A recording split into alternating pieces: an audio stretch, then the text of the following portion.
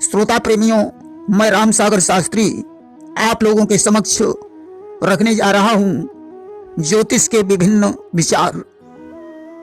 देखिए, आज का दिन कैसा रहेगा यह जानने के लिए वर्तमान नक्षत्र से जन्म नक्षत्र तक यदि 4, 5, 11, 12, 18, 19, 25, 26 हो तो पूरा दिन सुखद और प्रसन्नता से गुजरता है।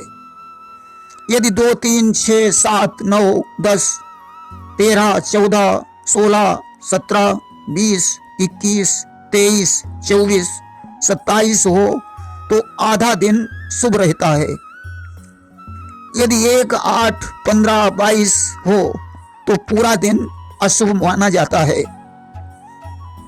वर्ष फल जानने के लिए पंचांग में दिए गए लाभ खर्च को जोड़कर 1 घटाएं तथा 8 से भाग दें।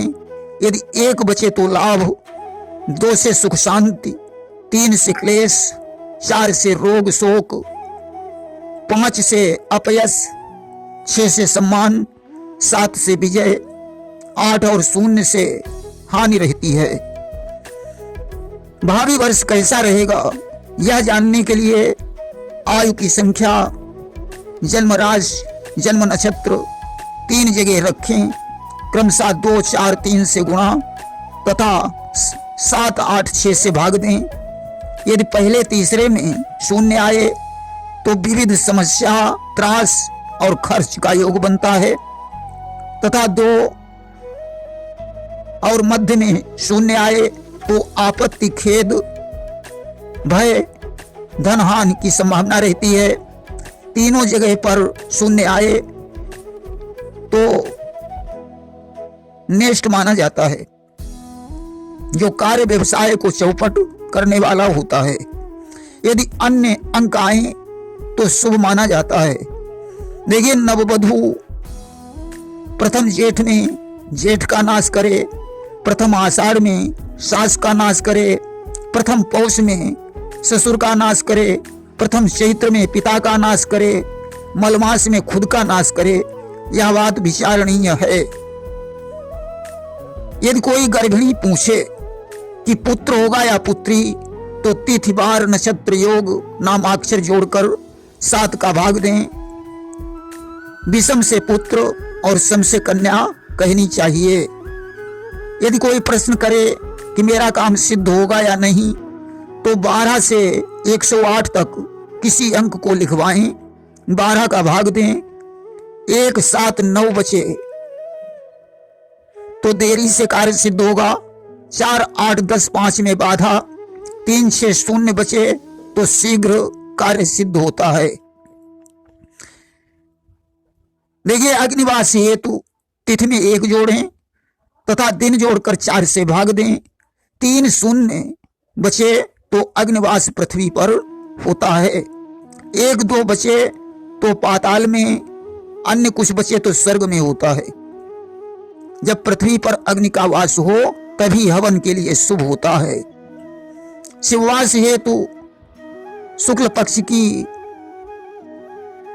द्विज, पंचमी, छठ, नवमी, द्वादशी, तेरस तथा कृष्ण पक्ष की परिवार, चौथ, पंचमी, अष्टमी, एकादशी, द्वादशी, अमावस्या तिथियां शुभ मानी गई हैं। पुरुष की राशि से नगर की राशि यदि 2, 5, 9, 10, 11 हो तो उस नगर में वास शुभ होता है।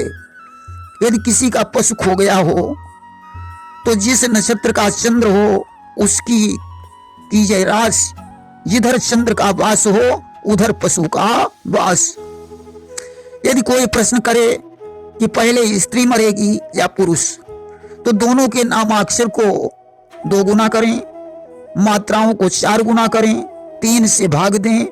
शेष 2 बचे तो पहले स्त्री, 1, 0 बचे तो पहले पुरुष की मृत्यु होती है।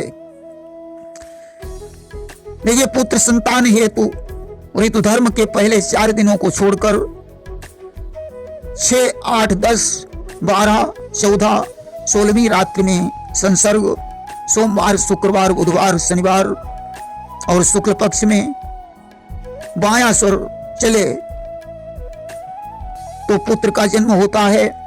गर्भ के तीसरे मास में सूर्य तत्व की औषधि के सेवन से भी पुत्र का जन्म होता है। देखिए, भावी वर्ष हेतु विक्रम वर्ष की संख्या में 3 से गुणा करें, 5 जोड़ें, 7 का भाग दें, 3 5 बचे तो दुर्भिक्ष, 0 से नेष्ठ, 1 2 4 6 से सुभिक्ष रहता है। वहीं इसका दूसरा सूत्र है, प्रभुवाद से वर्तमान संवत्सर की संख्या में 2 का गुणा करें, 3 घटाएं, 7 का भाग दें, 1 4 से दुर्भिक्ष, 5 2 से सुभिक्ष, 3 6 से साधारण और 0 से अशुभ समझना चाहिए।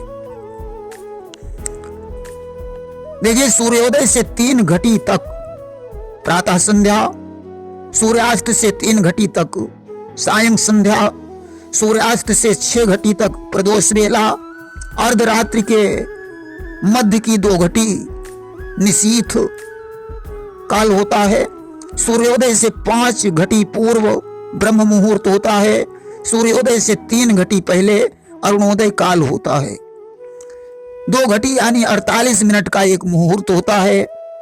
सूर्योदय से 6 घटी तक प्रातः काल, 12 घटी तक पूर्वाह्न काल, 18 तक मध्याह्न काल, 24 घटी तक अपराह्न काल तथा 30 घटी तक सायंकाल होता है।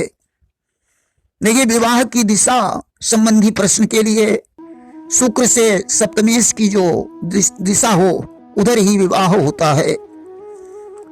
चंद्रमा का वाहन देखने के लिए चंद्र नक्षत्र से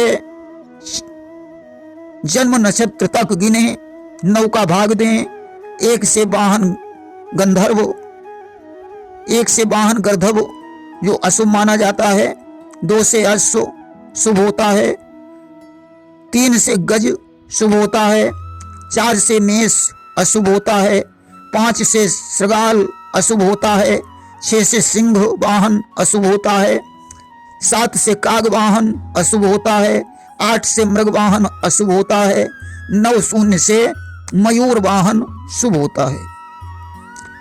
चंद्रपाद देखने के लिए चंद्र नक्षत्र संख्या में जन्म नक्षत्र संख्या जोड़ें, 4 का भाग दें, 1 से स्वर्णपाद होने से सुख, 2 में लौहपाद होने से धननाश, 3 में ताम्रपाद होने से सम, 0 में चांदीपाद होने से सम, अथवा 1 से 11 चंद्र स्वर्णपाद सौख्यकारी होता है, 2 5 9 चांदीपाद सौभाग्यकारी होता है, 3 7 10 ताम्रपाद सम होता है, 4 8 12 लौहपाद धननाशक माना जाता है, अथवा लग्न से 1 से 11 स्वर्णपाद सुख और आनंद देता है, 1 5 9 चांदीपाद शुभ, 3 7 10 ताम्रपाद से आराम, 4 8 12 लौहपाद से कष्ट पीड़ा होती है। देखिए, दैनिक दशा हेतु जन्म नक्षत्र से दिन नक्षत्र तक गणना करें, 4 से गुणा करें, उसमें तिथिवार जोड़ें, 8 से भाग दें, 1 में सूर्य की दशा, 2 में चंद्र की दशा, 3 में मंगल की दशा, 4 में बुध की दशा, 5 में गुरु की दशा, 6 में शुक्र की दशा, 7 में शनि की दशा और 0 में राहु केतु की दशा होती है। देखिए, प्रवासी संबंधी विचार में यदि लग्न दुष्य हो तो प्रवासी शीघ्र आता है, स्थिर हो तो रुक गया है, चर लग्न हो तो प्रवासी मर चुका है, ऐसा जानना चाहिए। देखिए, चोरी गई हुई वस्तु के संबंध में नक्षत्र की 4 संज्ञाएं बताई गई हैं, अंधलोचन, मंदलोचन, मध्यलोचन और सुलोचन। रोहिणी, पुष्य, उत्तरा फाल्गुनी, विशाखा, पूर्वाखाड़, धनिष्ठा, रेवती ये अंधलोचन संज्ञक नक्षत्र हैं। इसमें वस्तु पूर्व में शीघ्र मिलती है।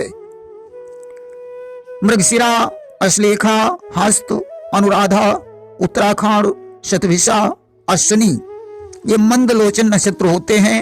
इनमें वस्तु दक्षिण में यत्न करने से मिलती है।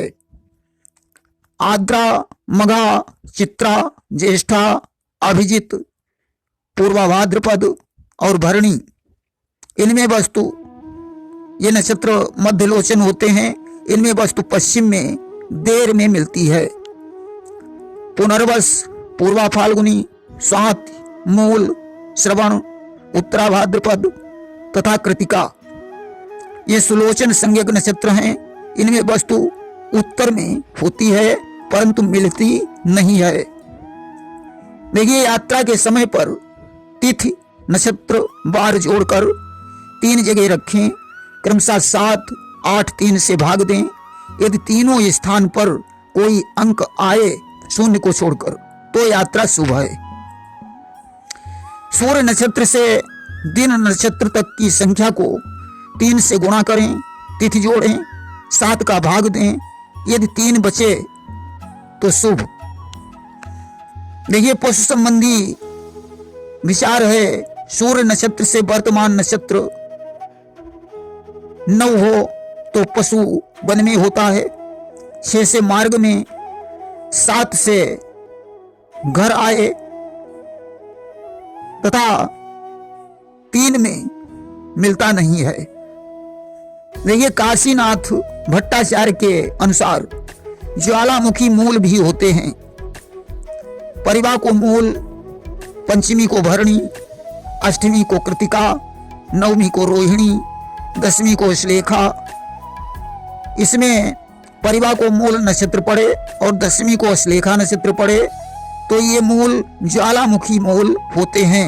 इन्हें बहुत खराब माना जाता है। प्रेम से बोलिए वृंदावन बिहारी लाल की जय।